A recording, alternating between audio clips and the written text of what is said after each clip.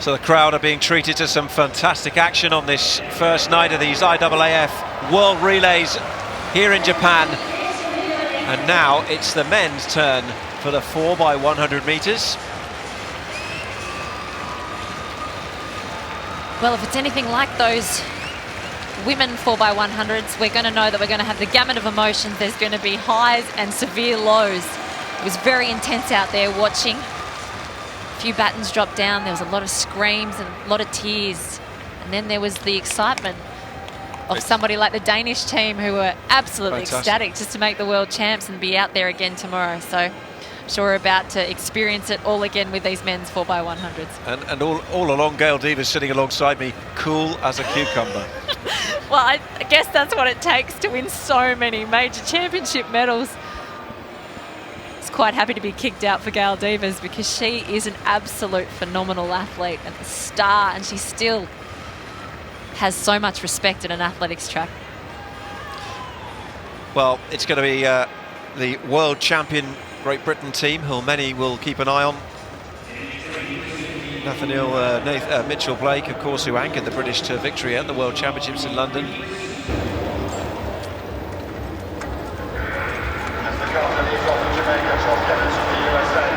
Mario Kinzariti, who's been learning some Japanese.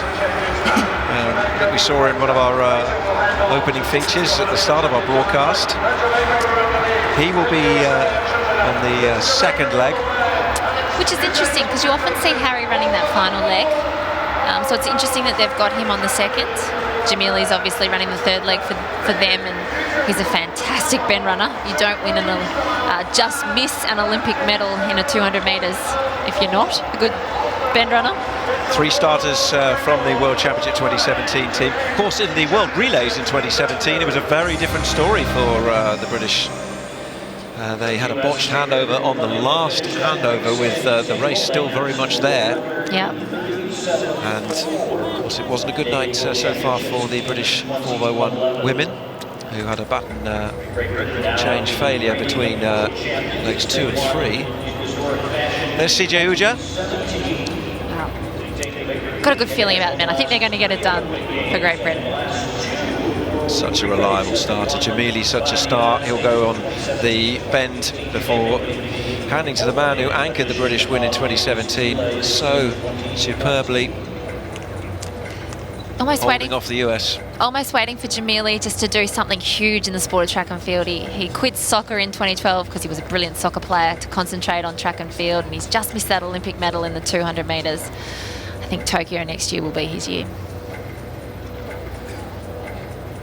The South Africans there with Emil Erasmus on their lead-off leg, and over on the third leg is Anoso Jobodwana, and there's Akani Simbini, who is a very dangerous threat on the final leg.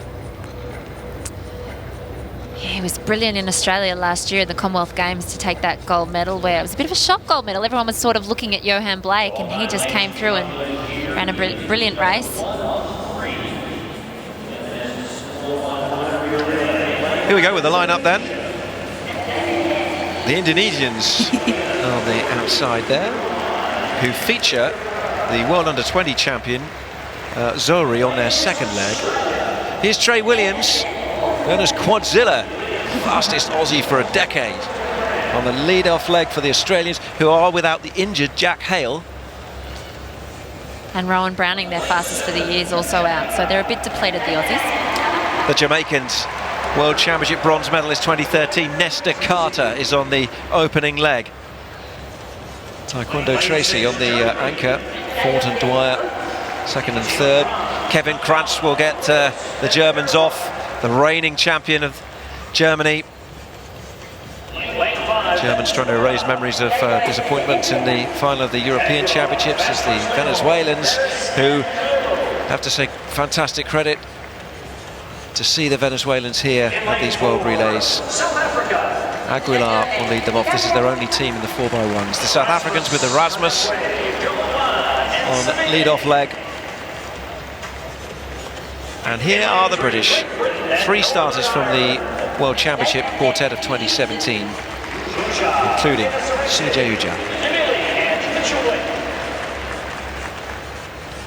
Not really seen the Poles too much so far, and Wojciechowski, the 5-time Polish indoor champion, will actually run the lead-off leg from lane 2.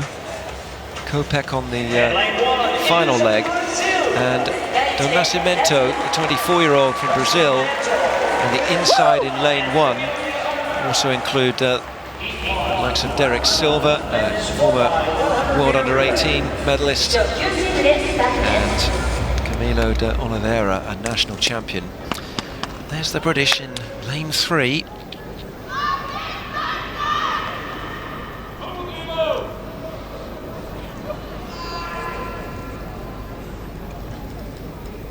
So Brazil, Poland, Great Britain, South Africa, Venezuela, Germany, Jamaica, Australia and Indonesia.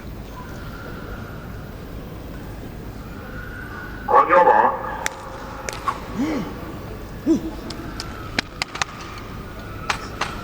Settling in their blocks. All 9 lanes for this one. The first heat. Men's 4x100 meters relay. CJ Uja looking to get Great Britain off to a typically fast start.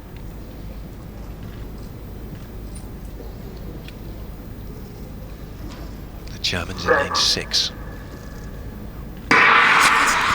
It is the first 2 in each heat who'll qualify. The next 2 fastest advance to the final. Australians have gone out well. Uja looking good. As the first handover is clean for Britain. The Australians on the outside. Indonesia now have their world under-20 champion. As Britain go down that second leg and hand over to Alan Jamili. And they are all away and clean, and the Jamaicans looking strong on the outside. Kranz had started well for the Germans. They're still in very much a viable position as they get into the home straight, but look at the world champion British team.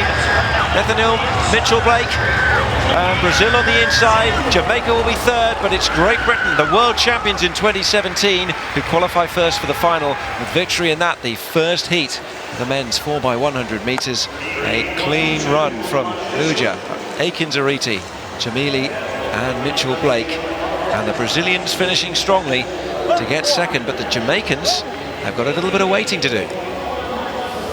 And the South Africans had a major problem on that first changeover. You could see that McGuackley was struggling to get the baton into the Erasmus was struggling to get the baton into the hand of McGuackley. And Simbine on that last leg, geez, he's in shape, but he was given too much work to catch up. He managed to get them into 4th, but it was just too much work to do after that botched change on the first leg. So we can see there's McGuackley. You can see in his face, he knows that they've made a mistake at that first change. It was very, very messy. And even with a quality lineup, if you don't get those handovers right, the end result really suffers. Well, it's an early season time of 38.11 for Great Britain, but it is the fastest in the world in 2019. And no mishaps for them, but let's take a look at the first changeovers. And we're looking at South Africa pretty much in the centre. Yeah. Just see them there, oh. Stop, and yeah, just really messy. You can see them in the middle lane in the green. And the Poles went on the inside. But when all was said and done, it was Britain cleanly through for victory. Which is a good job. The Great Britons needed that for team morale, so it was a good uplifting run. Taekwondo Tracy just having a little bit too much to do for Jamaica, who finished in 3rd in 38.51, so they go into the waiting game. Which you wouldn't say that a lot in the past with Jamaica, would you? The times have changed. The teams that we're talking about as powerhouses for the men's 4x100, you know, you're talking about Japan, you're talking about China, and Jamaica struggling to make finals. So it's amazing what happens when you lose some of your star athletes.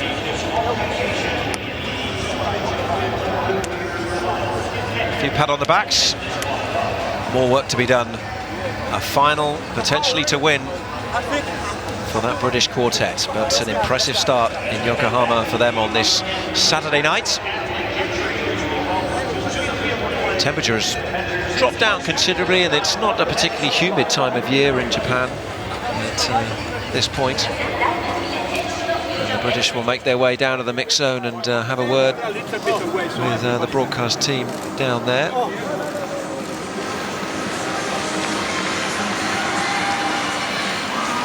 Heat 2 features France, the likes of Zimbabwe in there as well, the Netherlands, Czech Republic, and we'll see Ramil Guliev from Turkey, the world champion, strolling along at the back. I'm going to take you back to the 2x2 by 400 metres briefly, just to confirm what happened, because there was a disqualification. Let's confirm the result for you. It was victory for the United States ahead of Australia, and see at the bottom there, Kenya disqualified. And let's just show you on what reason. So this is on the final handover. And in fact, it might be the first. It's the first handover from Kipruto. So this is way back at the start of the race. What are you seeing here, Tamsin? Just watching, it all looks quite fine at the moment. Yep, got the stepped on the out. Inside. And yeah. again. Do you know what? That's the problem when you put 800-metre runners that don't necessarily run 4x400 relay changes all the time. You need to practice it, because you're turning around, you're looking at your athlete to sight them and make sure you grab that baton, because you don't want to look away too early so in case they have gotten tired. But what's happened is you've lost sight of where the track is running, and she's stepped off the track onto the inside, and you're not allowed to do that. Even one step will get you disqualified. So unfortunately, after that great effort of Kenya in the 2x2 by 400, they were disqualified for a lane infringement.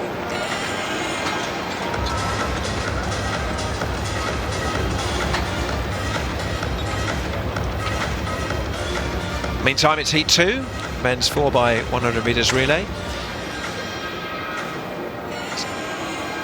Confirm what happened in the first heat just a few moments ago. And it was Great Britain in 38.11, a world lead time for 2019 so far, ahead of Brazil in second, the Jamaicans 38.51, so they will now be watching the clock. Only the Poles didn't get it round. The Indonesians, despite having a world under-20 champion in their midst, down in 7th.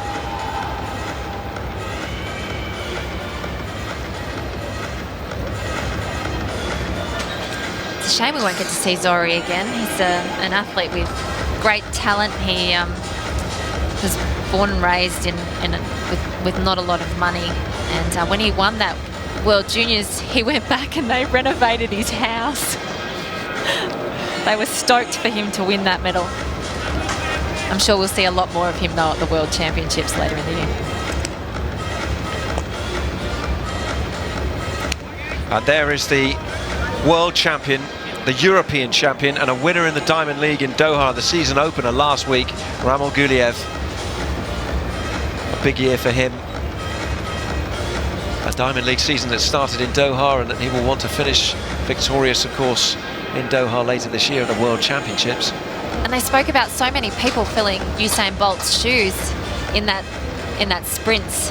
And I don't think anyone would have spoken of Guliev stepping up, but he has stepped up very well to fill those shoes, winning the 2017 World Champs and then the Euros last year. He's a quality athlete, and he started off the season this season like he finished off last season.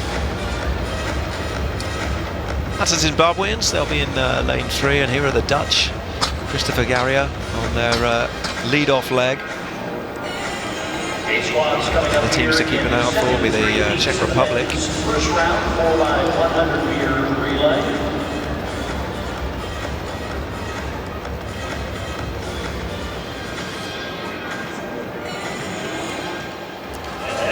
Take a look at the lineups then for the second heat of the men's 4x100 metres relay in Turkey, with Emre Zafer on the lead-off leg. Guliev will anchor. Thailand's Sohn is on the first leg, and Sirapol Punpa will be the anchor. Lanes 2 to 9 in this one. Ukraine with Sokolov. Here's Stromček of the Czech Republic. Smelik is on the... Zaleski, I should say, is on the final leg. Now the Dutch with a confident-looking Christopher Garia to set them on their way. Desalu of Italy. And here there's good support for the team in the blue vests. Here is Zimbabwe. Mandirimu, rousing the crowd to get behind him. He'll go in lane 3. And here are the French. Mohamedou Fall will hand to Jimmy Vico, European 100-meter co-record holder and a popular athletic figure in France.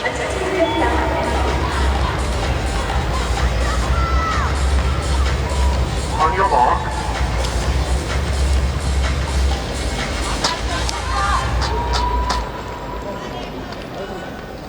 Lights beaming down on the International Stadium of Yokohama. This is the second heat of the men's 4x100 meters. France in 2, Zimbabwe 3, Italy 4, Netherlands 5, Czech Republic 6, Ukraine 7, Thailand 8, and Turkey 9. Set. The Turks have a tough draw, but they do have Guliev, remember, on the anchor leg, and it's Zafarban's experienced sprinter who's got them off to a steady start on the outside in lane 9. The Dutch handing over as well, just about cleanly. There was a little bit of a skip there. Pretty even at the moment. Czech Republic looking pretty good with the labour on that one. Here's the next change. Big shouts, off you go and away. And on the outside, Turkey, remember, poised to hand off to Guliev. The Italians just running out a little bit of steam. French on the inside. There was a big pause on their handover. Pretty tight, this one. Guliev's got a lot of work to do because the Italians are streaking clear at the moment. French on the inside. Here comes Guliev. France, Turkey get it on the inside in lane 9. On the outside, just beating out the French, who went into that last 100 in a good position.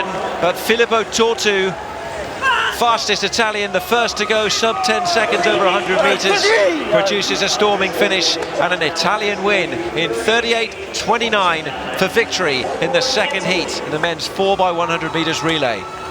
Well, the national record holder, Filippo Tortu, the first man for Italy under 10-second barrier. Well, he didn't disappoint, the team didn't disappoint. They're pretty excited about their team winning that heat. Great third leg as well from Manenti, really put everything into it. This first race we've seen the baton of all teams make it the whole way round. And how costly will it have been for the French on their last handover? Yes. Which is basically what's cost them second place there. You got to trust your incoming runner. If you look back at the footage of your relay changes and you have looked around, you know you've made a mistake in a 4x100. You want to have trust and complete faith that your runner is coming in at you, and you just stick that hand back and they push it in if you're doing the push pass. Well, I said the French might rue it, but at the moment they are being listed by 1/100 of a second of having edged out Turkey into third, so Guliev didn't quite do enough.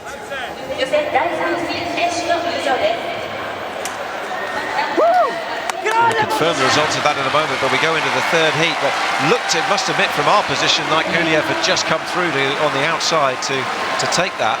Well, he is the master of the strong finish. He did that in the Europeans last year to get his team into a medal position. So him and his teammates of Turkey will have to watch the times of this heat to see if they make it through. Third heat, 4x100 meters relay.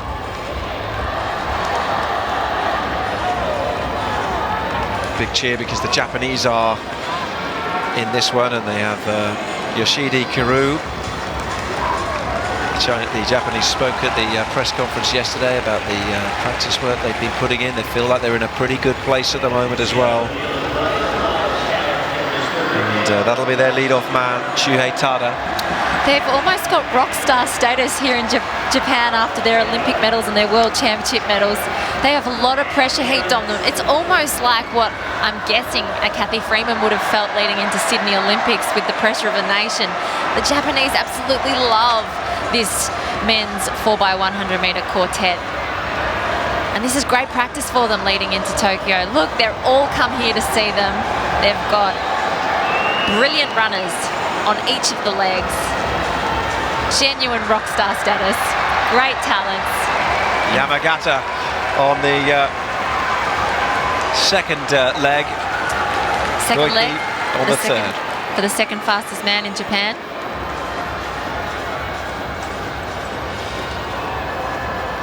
We'll see Koike and Kiru, of course, who's on the anchor very shortly, but the photographers are following those in the Japanese vests at the moment. But don't forget the defending world relay winners, the United States, will be the team to beat here, you would expect, with a very strong quartet. They do have a very strong quartet, and they're resting some of their stars that they could have, you know, it was one of those events where they had listed so much genuine star power, you weren't sure of what quartet they would send out there. Their anchor leg, Cameron Burrell, he's got an interesting story. Both his parents won Olympic gold medals in the 4x100 metres in the 1992 Olympics, so he comes from great pedigree. Result of the second of the three heats in the men's 4x100 metres relay. Italy in 38.29 with victory. France did indeed hang on to get second place by the really fine margin from a strong finishing Guliev for Turkey, who were edged out into third in 38.47, and a disqualification for Zimbabwe at the bottom of the screen.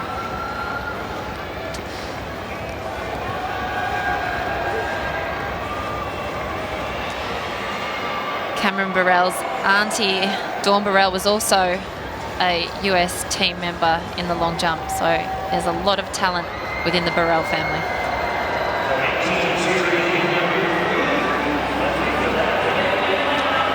Outside, the Canadians, Gavin Smelly will lead them off, and the man to watch on the fourth leg, Andre de Grasse, back from injury, and a big year ahead for him. The roar for the Japanese, Shuhei Tada on the opening leg, Yamagata, Koike, Kiru then to bring them home, hopefully for the fans of this stadium, to success. Chinese Taipei are in lane 7. Tai Sheng Wei will get them started out of the blocks. Christopher Valdez of the Dominican Republic is the lead runner in their team from lane 6.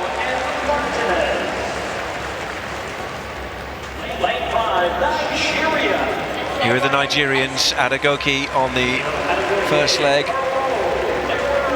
Itsukeri on the fourth. Here's the United States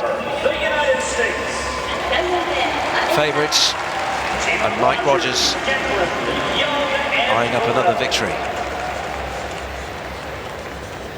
China, Wu on the first leg, and then they've got some really powerful leg 2 and 3 runners, Chen Yi-chi and Su Bing-tan. Lang Jin-sheng on their last leg, so they've put Su Bing-tan on the third. And here are the Finns on the inside. The talented Parola will be on the anchor leg, the junior. Alfors is on the opening leg. Interestingly, Shi Zhenyi and Su Bing-tan of China go second and third. Well, they'll want to give Zhenyi, of course, the longer, potentially longer back straight. With that new rule, you can really play around with some of these legs and make them extra long.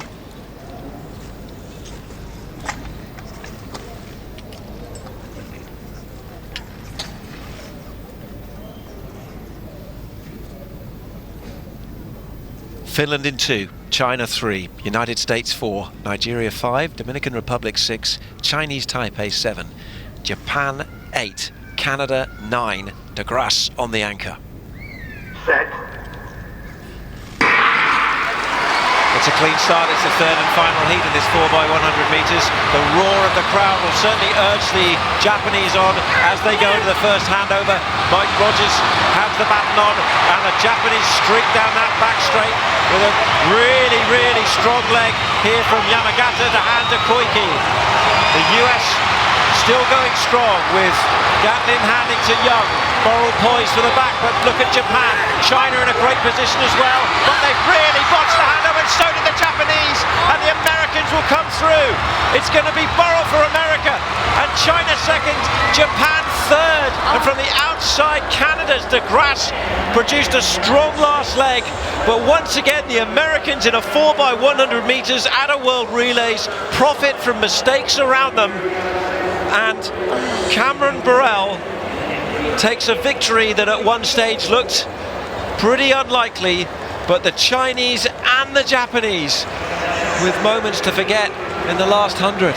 Oh, that was heartbreaking because you could feel the nerves of the whole crowd, and there's almost this atmosphere of just shock because the Japanese were running so well, and we'd heard in the press conference that they were going to keep the changes really safe, and they did keep that change so safe from third to fourth. But unfortunately, Kiryu just couldn't get in his hand. They do the up pass, which a lot of countries think is a little bit dangerous, and they went to get it and he just couldn't get it in his hands, and I don't think that they changed it within the changeover zone. So I'm hoping that their third will be enough, but I'm pretty sure that they're out because that change was so messy and they could be disqualified anyway. Here's a look at the Americans from gun to tape. Rogers handover, that's a good one there. Yep. And that's Justin Gatlin, who was the anchor in 2017. And that's what you're after. You want that hand fully extended and the runner who's passing to have it extended. That was pretty close, so they made that change quite safe. What you're after is having optimal change with the baton, that it's, you know, as far outstretched as possible. You see here China had a lot of troubles, but I think they were still safe in that changeover zone. It was just Japan that had a really lot of trouble in terms of grabbing it out of that zone, but America kept it safe. Here we are with the Japanese team. Kiryu takes off and he just can't grab it, and good catch. Well, but unfortunately some of the crowd are thinking that it's okay, but it's outside of the zone. You're not actually allowed to do that. It has to be a clean pass. You cannot throw the change like that. I tell you what, full marks for the catch and the reactions, but it's going to be in vain for Japan. Oh, heartbreak.